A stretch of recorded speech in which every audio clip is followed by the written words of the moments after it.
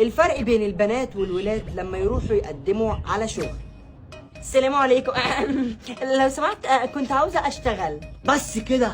حابة تشتغلي ايه؟ اموري. ما بفهمش في اي حاجة، بس بعرف اعمل اندومي. ولا يهمك، احنا في الشركة هنفهمك كل حاجة، بس لازم اسألك سؤال عشان الانترفيو يتقبل. كم عدد صوابع اليد؟ 1 2 3 4 10. مبروك، اتقبلتي معانا مديرة الحسابات براتب 12000 جنيه. طبعا مش محتاجين اقول لكم ان لينك البرنامج اللي بيعرفك المنتج تبع المقاطعه ولا لا جوه تحت صورتي. خشوا حملوا واعرفوا اي منتج تبع المقاطعه ولا لا بالصوره. كله يخش على اللينك اللي تحت صورتي ويدعي لي. قلت لي بقى انك عاوز تشتغل، ها؟ اتمنى، يا ريت والله، عشان بجهز نفسي ومحتاج شغل. طيب بتفهم في ايه؟ بفهم في الحسابات ومعايا بكالوريوس نظم ومعلومات وخبره 4 سنين. تمام، هسألك كام سؤال عشان الانترفيو بتاعك يتقبل. كم عدد بذر البطيخ؟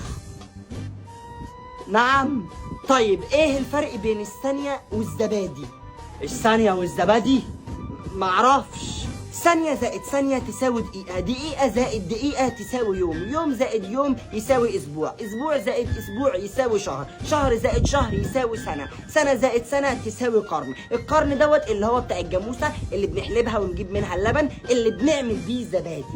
يا ابن اللعيبة، حسك الذكائي مش مثالي للشركة بتاعتنا. تقدر تشتغل معانا عبد براتب 2100 جنيه، شغلك 12 ساعة وأكلك عليك. ماشي رضا، الحمد لله. بس هشتغل ايه؟ ما قلتلك عبد.